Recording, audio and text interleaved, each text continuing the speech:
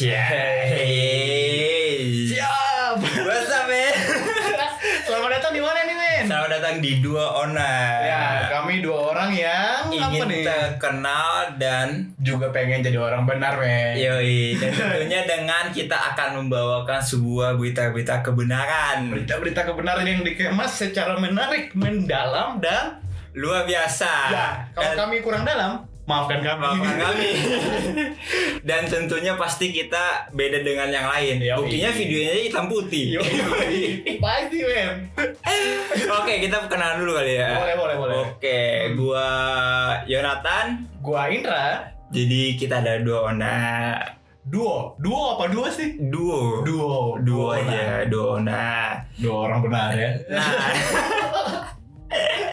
akhirnya jadi juga kita bikin podcast ya. Yoi. Walaupun gua gugup nih, kan. Yoi.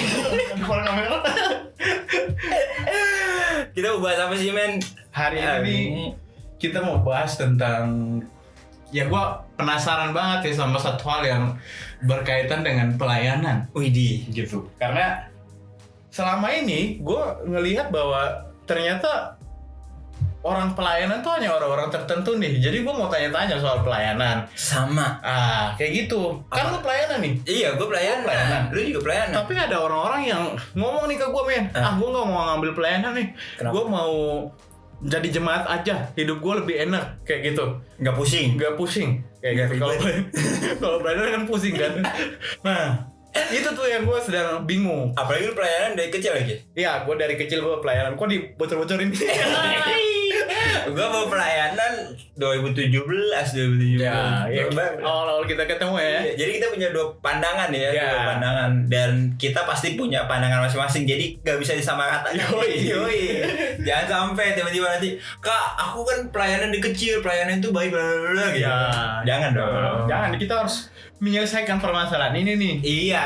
Dan tentunya nanti kita akan Menelpon orang-orang tertentu. yang kita tidak kasih tahu mereka, bahkan mereka akan bingung juga gitu. Iya. Tiba-tiba kita telepon. Kenapa kita telepon? Nah, oke, men, kita masuk aja, men. Pelayanan tuh apa sih, men, sebenarnya?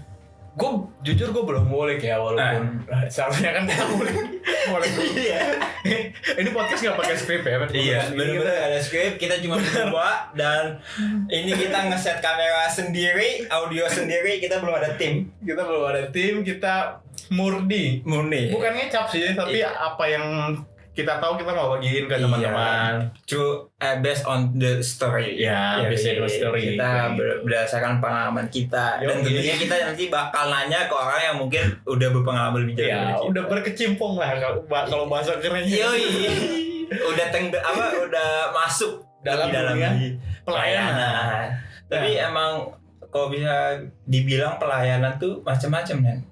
Gue punya paradigma orang yang dikatakan pelayanan itu hanya orang di atas mimbar. Ya. Dan kayak pendeta, hanya untuk pemain musik, hanya orang di atas mimbar. Ya. Itu yang dikatakan pelayanan. Ya. Jadi yang kelihatan lah. Gitu. Walaupun sebenarnya pelayanan banyak di luar juga. Asal juga sebenarnya pelayanan juga. Iya. Bener kan? Asar pelayanan. Jemaat juga pelayanan. Gue nggak ngerti secara terperinci berkaitan dengan pelayanan dan melayani. Cuman gue besar di kalangan gereja karismatik, gereja, ya kebetulan bokap gue sabar batuk. Kebetulan bokap gue hamba Tuhan, pelayanan sebagai pendeta, dan yang gue lihat sih dulu ya, karena gue anak pendeta, gue diwajibkan untuk pelayanan. Pelayanan itu apa? Main musik, jadi worship leader. Ini pandangan gue dulu. Nah, ya. Terus apa ya? Main tamborin. Karena gue cowok, jadi gue nggak main tamborin kayak gitu. Gak mungkin ya. Mungkin. Ku kan bangkit. Ya. Nggak mungkin kan kayak gitu. Jadi gue pilih pelayanan musik nih. Nah, cuman kesininya semakin gede gue jadi bingung. Masa pelayanan hanya kayak gitu doang? Kayak gitu kan, terus baca Alkitab, ya kayaknya nggak gini doang nih. Bener-bener. Kayak gitu, men. Kayak nggak mungkin khotbah doang. Kayak gitu. Dulu gue suka banget khotbah. Gitu. Jadi gue orang yang gimana ya? Tipe orang yang suka melayani pada awalnya. Tipe orang yang suka melayani, dipanggil khotbah sikat, doa sikat, main musik sikat kayak gitu. Tapi akhirnya gue bukan berhenti memberitakan firman Tuhan, kebenaran firman Tuhan, tapi akhirnya gue mikir pelayanan apa benar khotbah doang? Hanya sebatas itu ya. Iya. Toh nyatanya kan kita khotbah sekarang kan dikasih berkat lah gitu kan. Enggak bukan murni dari apa dari itulah. Iya. Makanya para umum pendeta yang kasih saya, jika kalian hancurkan motivasi saya melayani. dan gak bisa dipungkiri, khususnya kita anak muda pasti kita membutuhkan itu. Iya kan, kita membutuhkan sebuah amplop tersendat gitu kan. Mungkin awal-awal pelayanan tidak berharap gitu kan. Tapi setelah lama-lama memikirkan jarak tempat gereja yang kita tuju membutuhkan bensin, jarak tempuh ini makan bensin, makan dan lain sebagainya. Makanya Om kenapa kasih saya PK itu? Gara-gara mau motivasi saya hancur. Apalagi kita anak rantau, anak rantau kadang-kadang, aduh bahaya banget nih, gak punya pemasukan. Mau makan apa? Makan iman. Apalagi kita melihat calon-calon tulang rusuk ya. Biaya bertambah men gitu kan. Dari minyak rambut aja beda tuh kayak gitu. Tapi bentar dulu, kita syuting lagi menerapkan protokol nih. Kita kasih dulu, kita ada hand sanitizer. Tetap jaga jarak ya Pak. Kita aman satu. Sebelum kami syuting kami sudah rapid test. Dan jangan lupa download pelindung lindungi diri. Oke, lanjut men. Tapi benar juga men. Lu kan dari karismatik dari kecil kan. Sedangkan gue dari kecil itu gereja di GPIB Protestan. Jadi kan gue nggak tahu sih itu masuknya kemana ya. Tapi lumayan kok bukan kaku sih, tapi ya masih menganut yang lama lah gitu kan. Mainstream banget gitu kan, masih pakai piano, belum ada tuh kayak drum itu belum ada. Gue juga mikir kayak pelayanan, berarti kalau pelayanan itu pendeta, terus habis itu si presbiternya. Jadi hanya untuk apa namanya yang di depan doang tuh. Terus gue mikir, apalagi gue setelah kalau di GPB itu ada jenjangnya tuh men. Jadi misalnya dari pelayanan anak masuk ke pelayanan pemuda, GP kan gerakan pemuda. Terus nanti baru masuk ke kuliah lagi gitu kan. Nah di situ baru kita ngambil bagian pelayanan gitu kan. Gue mikir, berarti pelayanan hanya bisa di dalam gereja doang nih. Berarti kalau di luar gereja itu bukan dikatakan pelayanan tuh. Nah itu cuman setelah gue pikir-pikir, maksudnya semakin gue bertambah umur gue dan semakin nambah ilmu juga kan, ternyata pelayanan nggak hanya berbicara tentang khotbah doang, nggak berbicara tentang main musik di gereja, nggak berbicara tentang nggak berbicara tentang lingkup gereja doang, tapi dalam kehidupan sehari kita juga bisa pelayanan juga. Ketika kita melayani orang tua kita, ketika kita kalau bisa dibilang di dalam tempat kerja kita atau di dalam perkuliahan kita bisa juga menjadi seorang pelayan juga ternyata men. Seperti itu men, kira-kira. Memang pelayanan kayaknya nggak ada batasnya ya. Iya men. Karena ketika kita sebagai seorang Kristen, berarti kita siap masuk dalam hidup melayani. Betul. Melayani siapa? Melayani Tuhan dong. Yes. Jadi bukan hanya main gitar. Kalau di gereja-gereja Protestan, gereja-gereja mainstream, bukan hanya vokal group. Temen gue banyak vokal group tuh. Bukan hanya vokal group melayani Tuhan, bukan hanya di hari Minggu melayani Tuhan, tapi setiap kehidupan kita itu melayani Tuhan, men. Itu mungkin menurut gue agak gini agak kurang kali ya dipahami oleh karena jujur juga men, sering banget nih kita pelayanan bukan karena kita pengen melayani, tapi karena disuruh orang tua kita atau kita diajak teman, ayo dong, lu bagus nih nyanyinya, ayo dong lu ikut gua pelayanan. Tapi dari hati sendiri belum mengerti, memahami pelayanan gitu. Pemikiran tentang pelayanan itu sebenarnya apa sih kayak gitu. Nah kebanyakan teman-teman termasuk gua jujur Yonatan, mungkin kebanyakan dari kita orang-orang yang di dalam gereja yang mengambil pelayanan pun sebenarnya nggak ngerti apa arti melayani Tuhan itu. Beda banget. kayak gimana ya? Cuma hari Minggu doang. Iya. Bahkan ada teman-teman gue yang agama Kristen di Papua, mereka ngomong kayak gini. Gue nggak datang gereja tapi satu hal yang pasti. Apa tuh? Perpuluhan tiap bulan gue harus kasih. Karena gue nitip.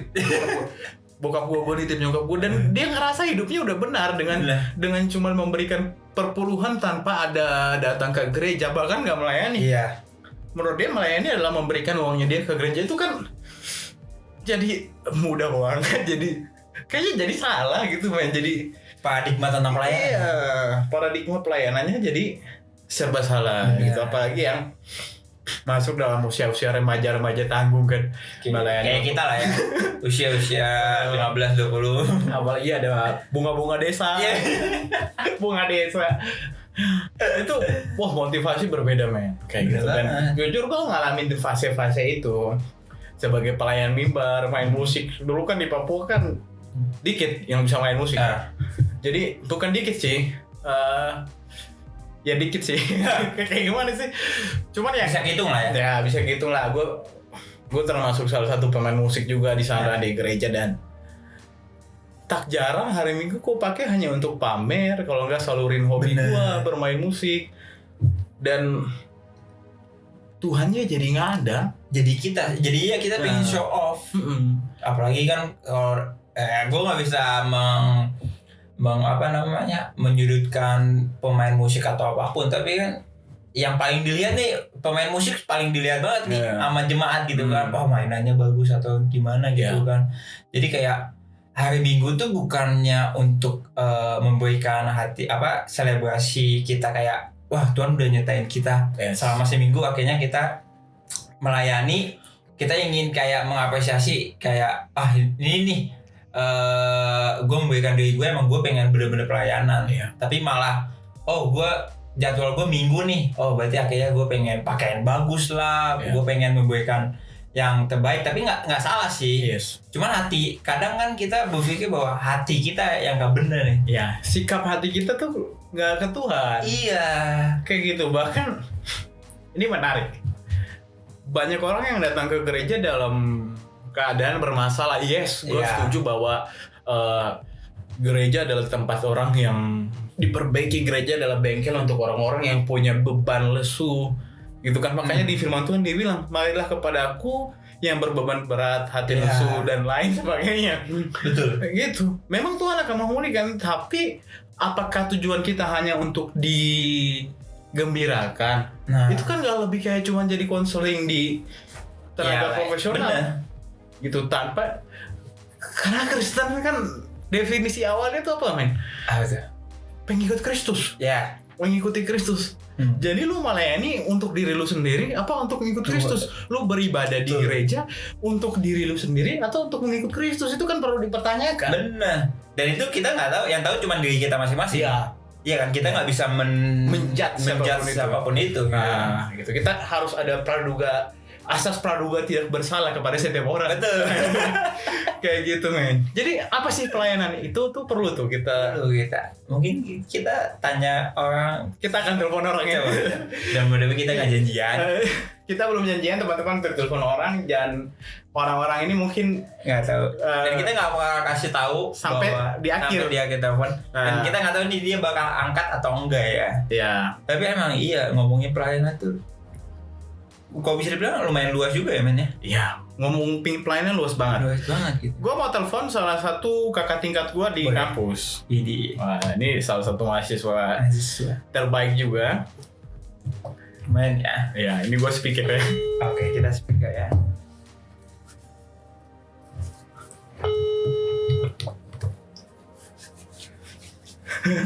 Hai bro. Halo kakak, shalom. Siap. Shalom kakak. Selamat siang. Ini saya mau tanya-tanya sedikit ini buat kakak. Berkaitan dengan pelayanan. Kakak tidak sibuk toh? Apa tuh? Nah, menurut kakak pelayanan tuh apa sih sebenarnya?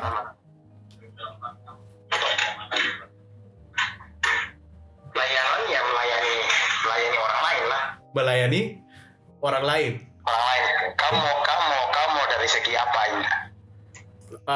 secara umum menurut kakak tuh pelayanan seperti apa sih gitu? Apakah melayani itu hanya sekedar main musik berkuat badan lain sebagainya atau bagaimana nih menurut? Sebenarnya kan istilah melayani itu istilah yang muncul dari dua tindakan kan.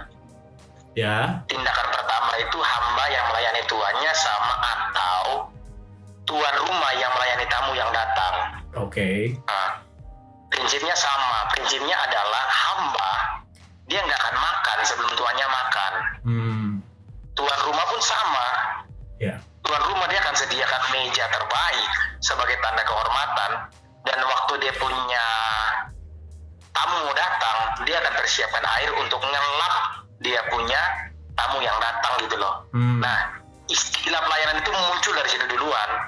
Ya. Makanya kalau kita lihat dari sejarah pelayanan, berarti melayani itu adalah satu tindakan menyambut seseorang dengan maksimal, total, dan tindakan itu menempatkan orang itu tuh di posisi yang tinggi dan terhormat gitu loh. Ya. Gitu kak. Itu sih kalau mau tarik dari dia punya akar yang paling awal itu. Oke.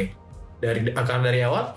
Terus dan lanjut nih. Kalau istilah itu diplikasikan ke zaman sekarang, berarti melayani itu apa sih? Ya. Berarti melayani itu satu tindakan yang dilakukan oleh kita yang disebut pelayan Tuhan, yang disebut hamba Tuhan kepada Tuhan sang hamba dengan motivasi melakukan semua pos-pos bagian ya dengan secara terbaik.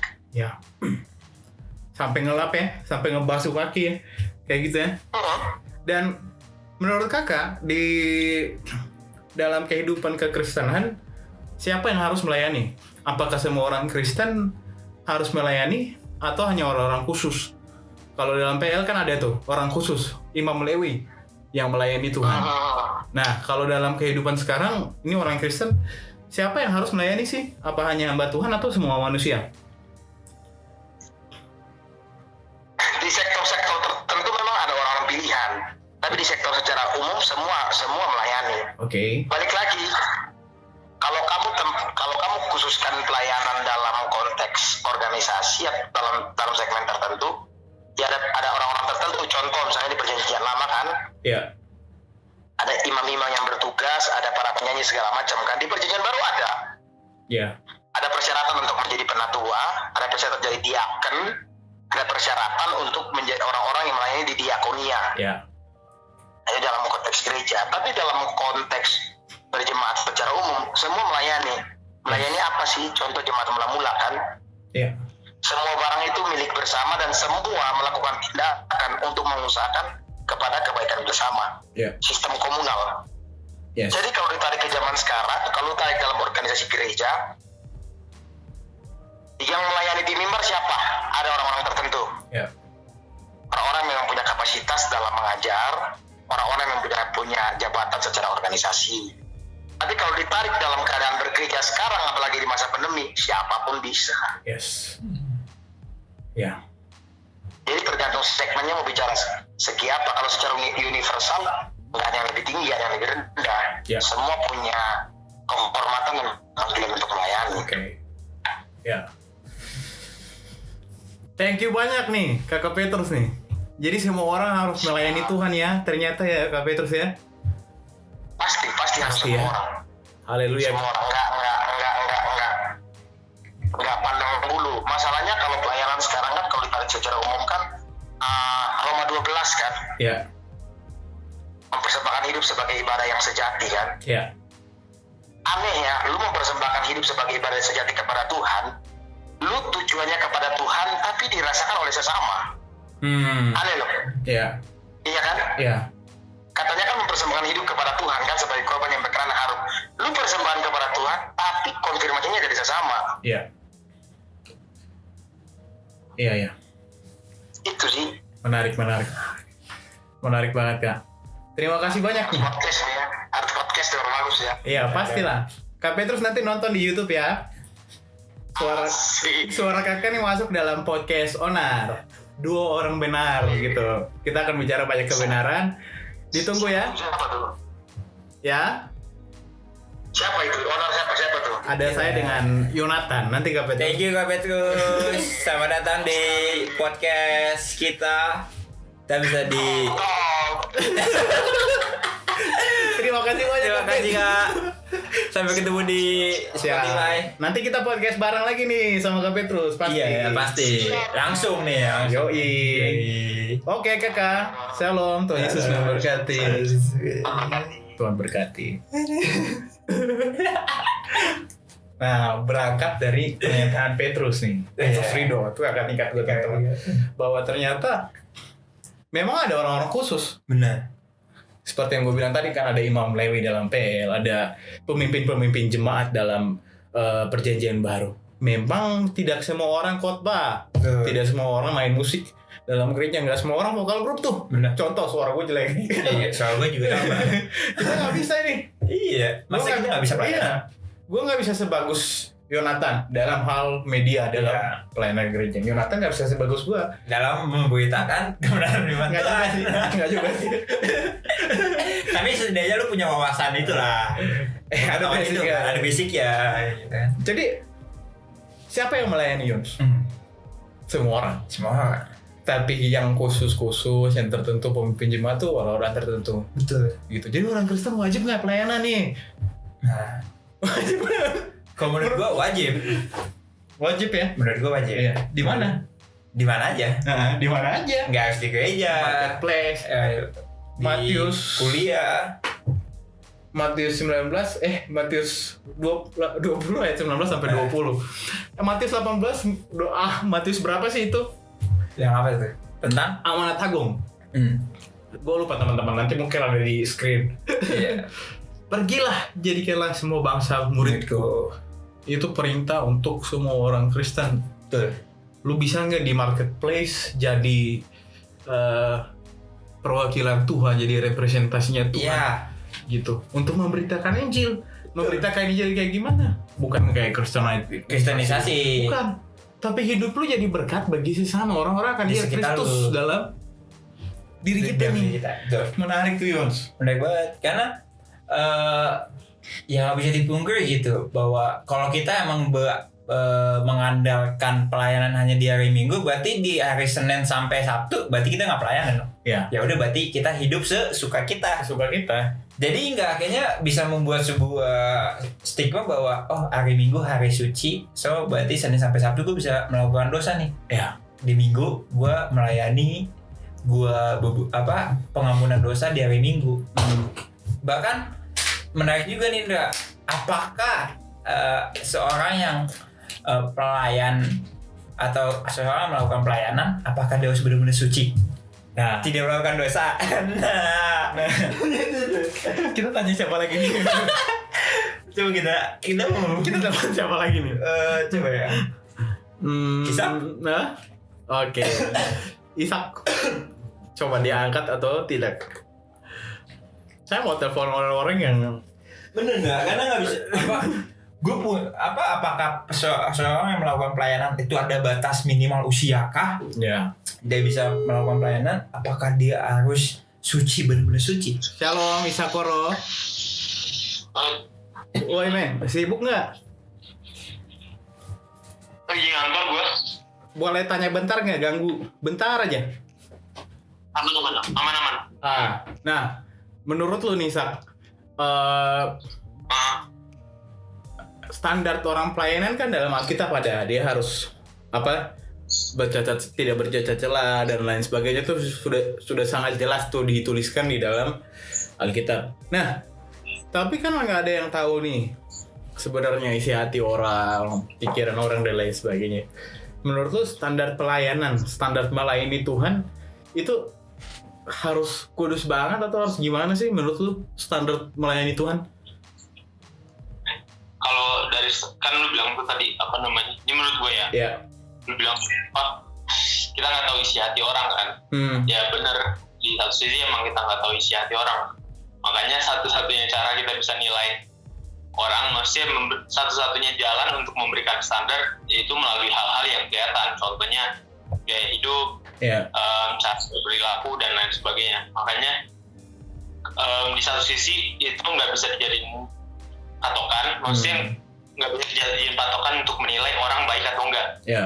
Tapi di sisi lain itu nggak bisa dijadikan itu nggak bisa dihilangkan juga dari standar, karena hanya melalui itulah kita bisa melihat bahwa setidaknya seseorang melakukan apa yang dilihat, sesuatu yang dapat dilihat baik di depan umum.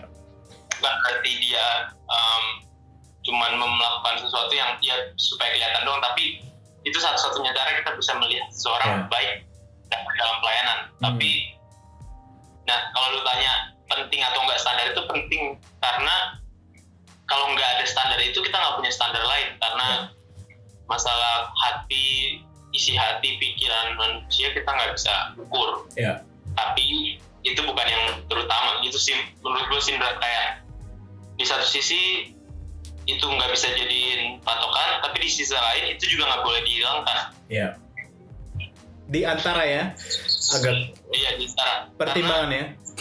Karena Yesus pun bilang kan di Matius tuh, di Matius kalau lu lihat di khotbah Yesus di bukit, dari awal sampai akhir dia cuma bahas dua hal, sesuatu yang ada di dalam dan sesuatu yang ada di luar. Dia di awal tuh dia bilang di ucapan bahagia, Yesus bahas tentang berbahagialah orang yang suci hatinya, berbahagialah orang yang miskin, berbahagialah orang ini. Semuanya dibahas sesuatu yang ada di dalam diri manusia. Jadi mau bilang bahwa apa yang kelihatan nggak penting, karena yang lebih penting apa yang ada di dalam diri. Makanya tuh semuanya berbahagialah orang yang dianiaya. Padahal bagi dunia yang dianiaya itu paling buruk. Tapi dia mau bahas yang penting hati lu gitu. Nah tapi setelahnya, satu perikop setelahnya dia bilang, aku datang bukan untuk meniadakan hukum Taurat. Terus di sebelumnya lagi dia bahas tentang garam dan terang. Dia bilang bahwa apa gunanya garam kalau tidak asin lagi, lebih baik dibuang dan diinjak. Terus dia bilang apa gunanya lampu atau lilin kalau pada akhirnya dia ditaruh di bawah gantang. Nah itu dia mau bahas, memang sebelumnya gue bahas tentang apa yang ada di dalam hati, tapi yang lebih penting daripada itu yang juga penting adalah saat terang lu, apa yang ada di dalam hati lu dipancarkan keluar dan orang bisa lihat itu. Jadi dua-duanya penting sih Indra, menurut gua. Setuju men. Thank you men. Sejak kapan harus melayani? Sejak siapkah atau sejak usia apakah menurut lu?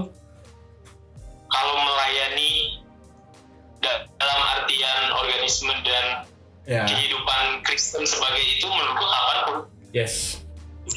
Kapanpun pelayanan itu dapat dimulai dan dari segala sesuatu, dari berbagai macam hal juga bisa dilakukan. Bahkan paling saat mau menjadi pendeta misalnya nih, contoh satu-satunya hal yang perlu dipersiapkan dari menjadi pendeta menurut gua bukan pelayanannya, tapi bagaimana orang itu bisa memegang tanggung jawabnya sebagai istilahnya sebagai pemimpin, bukan hanya pemimpin pelayanan tapi juga organisasi. Makanya orang masuk jadi pendeta, kenapa ada pembelajaran? Karena dia harus jadi leader dan dia dipersiapkan untuk jadi leadernya, bukan jadi pelayannya. Kalau jadi pelayan, menurut gue Tuhan udah kasih kemampuan kita semua untuk melayani sejak dini lah, sejak Tuhan masuk dalam kehidupan kita. Gitu kan. Thank you banyak men. Siap men. Nanti nonton di YouTube ya, Ishak. Siapa? Anda masuk YouTube. Selamat datang, Anda masuk di podcastnya Duo Ona, dua orang pengen terkenal dan ingin benar. Oh ini yang lu bikin itu. Nanti nonton YouTube ya Ishak ya. Sama di Spotify Sak. Thank you ya bro. Thank you bro. Tuhan Yesus memberkati men. Selamat bekerja. Ya, sorry ganggu nih. Oke men. Siap. God bless. Haleluya. Mulut lu gimana nih Om? Wah, tambah pusing ya. Aduh. Tapi ya gimana ya, maksudnya ya kalau menurut gue juga ya antara dilema di antara tengah-tengah itu. Iya di antara ya maksudnya. Jadi nggak hati doang nggak cukup bisa gitu. Jadi emang bener-bener kayak gue mikir kayak sama aja sebenarnya kayak lu pelayanan tapi lu ngelakuin dosa juga ya ngapain? Itu baru pelayanan gitu kan. Ya bukan berarti kita nggak berdosa. Iya, kita juga manusia. Kita juga buruk sekali gitu kan. Sesuai nama podcast kita, dua ona suka membuat ona, tapi kita ingin terkenal dan ingin benar. Jadi ya iya men, maksudnya ya gue nggak tahu juga, mungkin orang yang mungkin udah segede apapun, misalnya kayak sama pendeta yang udah gede, mungkin bisa juga jatuh dalam dosa juga mungkin dalam pelayanan, dan faktanya juga ada gitu kan. Tapi kebanyakan entah itu jemaat atau masyarakat itu khususnya jemaat ya, berpikiran bahwa orang yang pelayanan itu benar-benar orang yang suci banget nih, orang yang nggak bisa jatuh dari dosa gitu kan. Tapi mungkin menurut gue itu juga kali ya, jadi mempunyai sebuah standar bahwa wah gue udah pelayanan berarti hidup gue harus benar-benar suci banget nih, gue nggak boleh jatuh dalam dosa. Hingga akhirnya ketika kita jatuh dan jemaat punya ekspektasi yang tinggi, akhirnya jemaat kecewa sama kita gitu kan. Hingga akhirnya ya udah, akhirnya dia berhenti pelayanan. Bahkan banyak beberapa kasus yang pelayan-pelayan yang melakukan dosa diskors, nggak dibolehkan pelayanan gitu. Makanya sebenarnya sangat disayangkan sih. Kenapa nggak diberikan sebuah pelatihan? Sebuah kayak seharusnya dirangkul dong. Yang kayak gitu kan, bukan malah dijauhin atau malah dikucilkan. Hingga kayaknya kan jadinya imbasnya gua aja jujur ketika gua masuk dalam sebuah pelayanan di gereja gua sekarang nih kan gua baru kurang lebih 3 tahun lah gua pelayanan. Itu aja gua ngerasain banget nih gimana teman-teman gua kayak wah gila nih si Yons pelayanan nih, wah hidupnya suci banget, wah udah nggak bisa nih diajak nongkrong lagi. Tapi kan sebenarnya menurut gue berat banget nih buat teman-teman gue nih. Gue tuh masih gue yang dulu, maksudnya gue masih gue yang lama, masih gue yang suka nongkrong gitu kan. Kirain yang lama kayak gimana?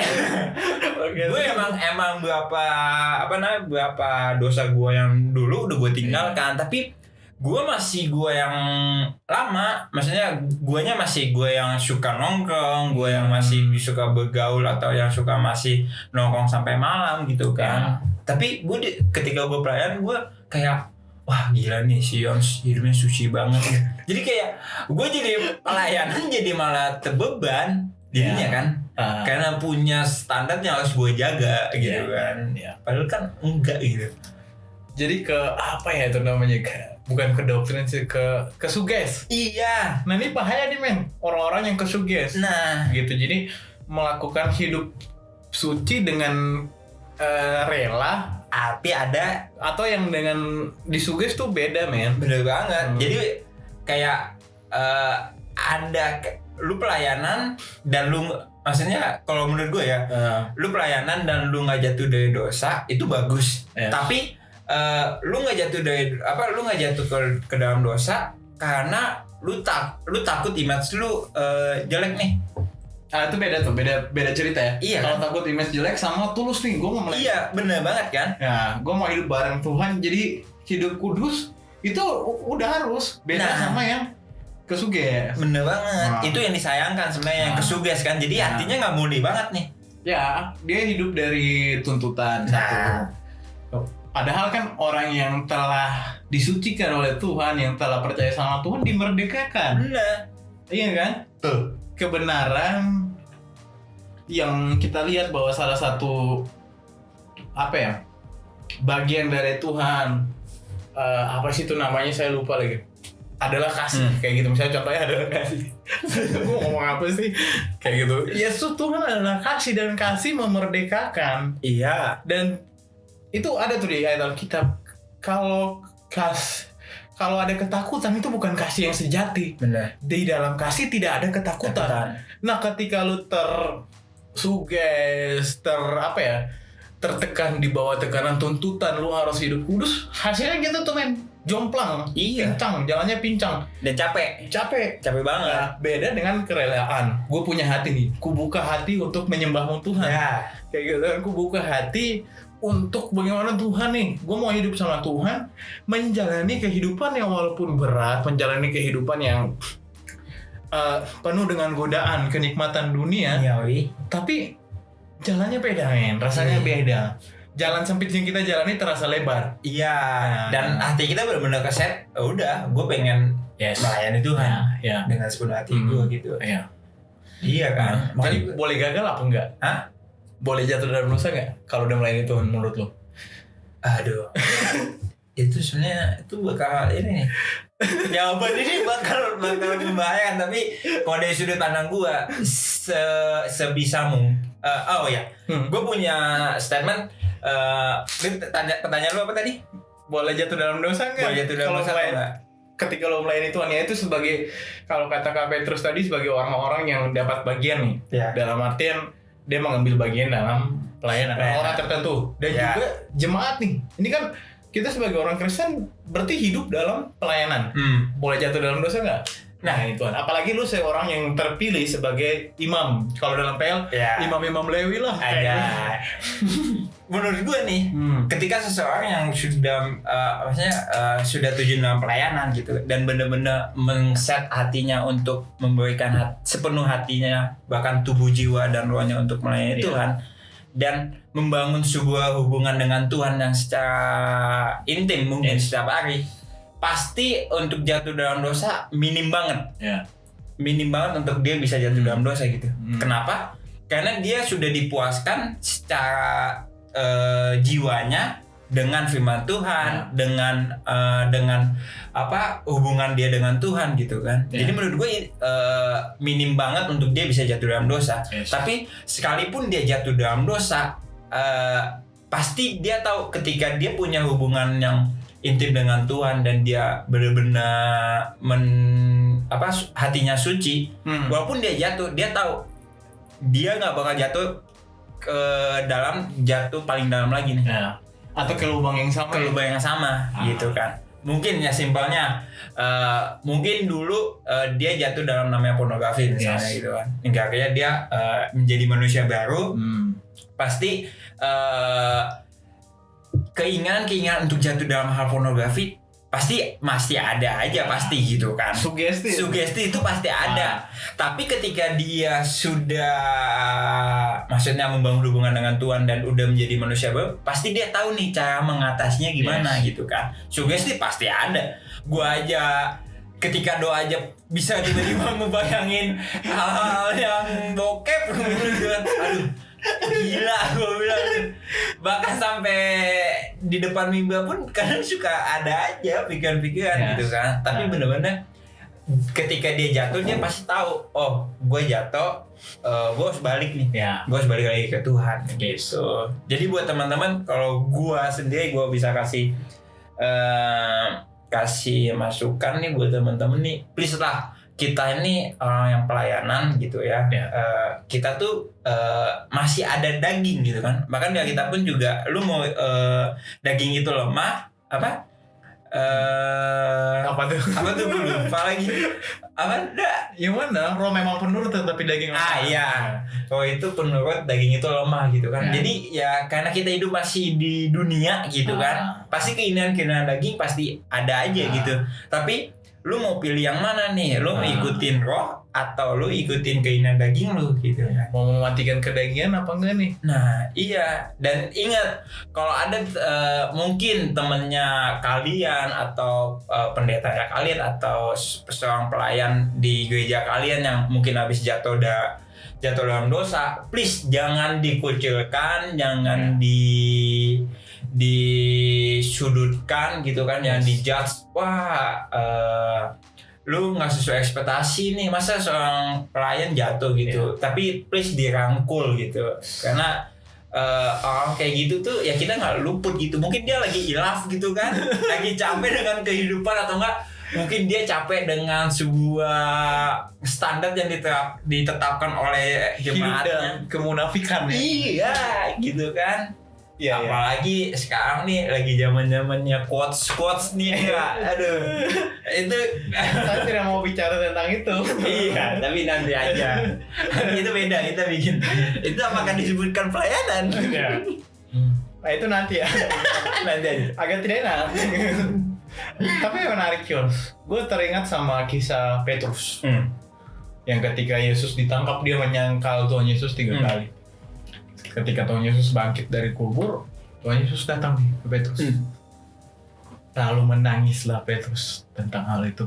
Ya. Kasih mengalahkan. Kasih menyelamatkan. Menarik. Tuhan Yesus nggak kabur. Iya. Petrus udah ini nih. Petrus tuh kayak kalau lu hianati gue Yons, belum tentu gue maafin Iya. lu. Walaupun gue maafin lu mungkin oke lah. Cuk tahu aja, cuk tahu. Hanya di perkataan doang maafin. Hati enggak. Tapi Tuhan Yesus datang. Bahkan menarik men. Tuhan Yesus tanya sama Petrus, apakah engkau mengasihiku? Dia jawab 3 kali. 3 kali. Itu banyak soal tafsiran, kita nggak bicara di situ. Tapi yang menarik pesan Tuhan untuk dia terakhir tuh, gembalakanlah domba-dombaku. Satu tanggung jawab untuk melayani dari orang yang sebenarnya apa ya? Kalau bisa dibilang nggak layak. Iya. Ada tuh yang lebih baik. Iya. Yohanes siapa Kenapa dia milih? Nah, ya walaupun kita bilang ini hak prerogatifnya Tuhan Iya. dalam memilih, tapi begitu Tuhan kok kita yang apa ya? Cuman jadi umat kok langsung finish. Kita yang menentukan. Dia berdosa nih. Jangan kau berbuat kejahatan. Iya. Lu nggak boleh pelayanan nih. Gitu ya. Nah, mungkin pelayanan diberhentikan. Iya. Tapi tetap ada. Ya itu kebijakan dari gereja masing-masing. Kita tidak punya hak untuk mengatur Anda. Tapi ini sekedar buah pikiran ya dari kita berdua. Berkaitan dengan hal itu. So terakhir nih. Iya. Lu mau ngomong tentang apa nih? Tentang pelayanan. Kita udah bahas dari awal apa sih pelayanan itu. Terus tadi teman kita 2 orang jawab mengenai pelayanan. Apa sih yang mau lu simpulin?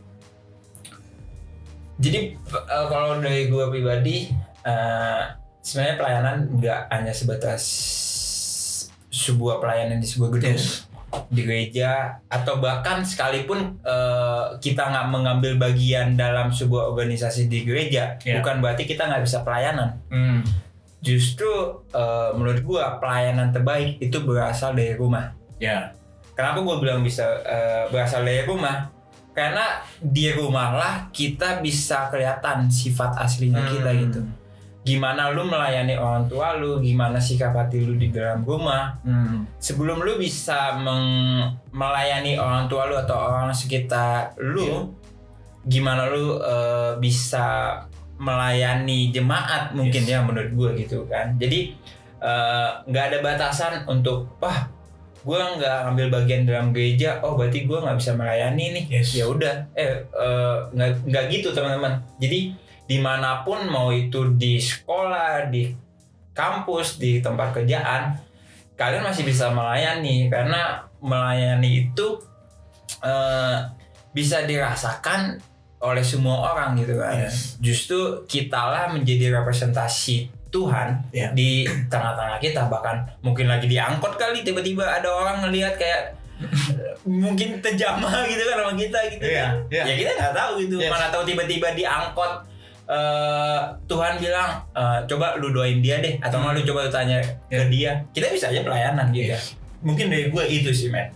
Jadi pelayanan nggak hanya sebatas mengambil, itu sih bisa juga, tapi nggak dibatasi oleh itu doang. Tapi dimanapun kita bisa menjadi pelayan Tuhan gitu.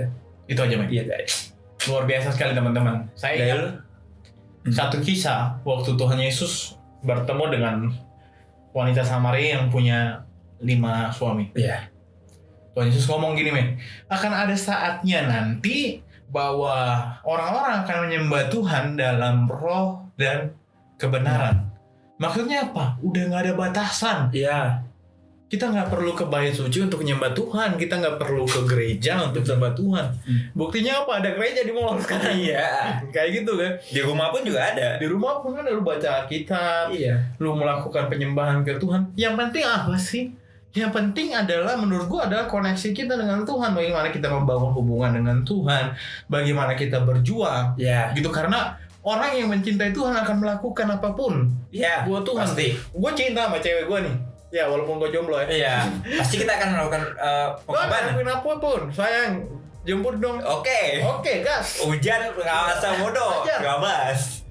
Begitu juga dengan Tuhan, men. Iya. Begitu bukti lu menyayangi Tuhan, bukti lu mencintai Tuhan adalah melakukan kehendaknya.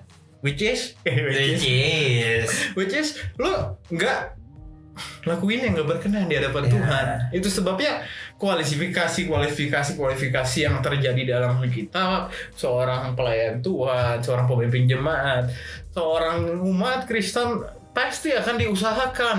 Benar. Gitu nggak bisa, men, tiba-tiba tobat langsung kudus suci. Itu orang-orang tertentu, apalagi orang-orang yang mungkin pada usia Udah dewasa lah baru bertobat. Itu perjuangan. Hidup ini adalah perjuangan kita melayani Tuhan dan juga mengasihi Tuhan. Gue ingat sama pernyataan Pastor Radit. Dia ngomong pelayanan adalah buah dari cinta kita sama Tuhan. Gue setuju dengan pernyataan ini, bahwa kita melayani karena kita cinta sama Tuhan. Iya. Gitu. Gue kasih persembahan perpuluhan ke gereja karena gue cinta sama Tuhan, bukan karena gue adu-aduan sama orang lain. Gede-gedean perpuluhan. Bukan karena gue takut Bapak Gembala makanya gue kasih perpuluhan. Bukan soal itu, teman-teman. Atau enggak, kalau gue ngasih puluhan nanti bulan depan gue makin dikit nih. Iya. Nah itu pemahaman salah-salah. Bahkan yang 10, 30, 60 bahkan berlimpah-limpah. Kerja Pak. Kayak gitu kan. Nah gue teringat sama Filipi 2 ayat 5, men. Ini menarik. Hendaklah kamu dalam hidupmu bersama menaruh pikiran dan perasaan yang terdapat juga di dalam Yesus Kristus. Ya. Hendaklah kamu dalam hidupmu bersama menaruh pikiran dan perasaan yang terdapat juga dalam Yesus Kristus. Tuhan Yesus juga seorang pelayan. Ya. 3,5 tahun. Wajib gak melayani? Kalau pikiran dan perasaan lu terkoneksi. Kejadian 1 ayat 26 ngomong, kita diciptakan serupa dan segambar. Selem demut bahasa kerennya. Berarti pelayanan itu bagian hidup kita, men. Iya. Karena kita kan hidup seperti Kristus. Aku mau hidup seperti kehendakmu Tuhan. Aku mau jadi seperti Yesus. Aku mau hidup seperti Yesus. Lu pelayanan, lu gak pelayanan, bukan jadi seperti Kristus. Benar. Itu kita nggak bisa melihat Kristus dari sebagian kayak kue kita potong-potong. Nah, kita harus lihat dari Full keseluruhannya, bagaimana dia pelayanan. Hidup seperti dia berarti hidup melayani. Nggak usah deh, mungkin nggak semua orang jadi khotbah. Nggak semua orang bisa khotbah, nggak semua orang dipanggil untuk jadi pengkhotbah. Nah, kalau semua orang dipanggil jadi pengkhotbah, siapa yang mau dengar dong? Iya. Semuanya yang ada saling mengoreksi. Iya. Ketika ibadah. Iya. Anda sih gue seorang ya kayaknya. Tapi semua orang bisa punya kemungkinan hidup seperti Kristus. Jadilah seperti Kristus dimanapun kamu berada. Ketika lu pegang kamera, bagaimana jepretan kamera lu tuh bisa memberkati. Caranya gimana Kak? Ya nggak ngerti lah, cari sendiri lah, doa lah. bangun hubungan dengan Tuhan lah. Pasti. Karena pasti Yes. sesuatu yang kita bangun, kalau kita bangun hubungan dengan Tuhan, pasti hidup kita nggak akan hidup biasa aja gitu. Yes. Pasti akan ada suatu pembuangan yang baru. Ya. Bahkan menurut gue juga ketika kita bangun hubungan dengan Tuhan, semua sifat-sifat buruk kita akan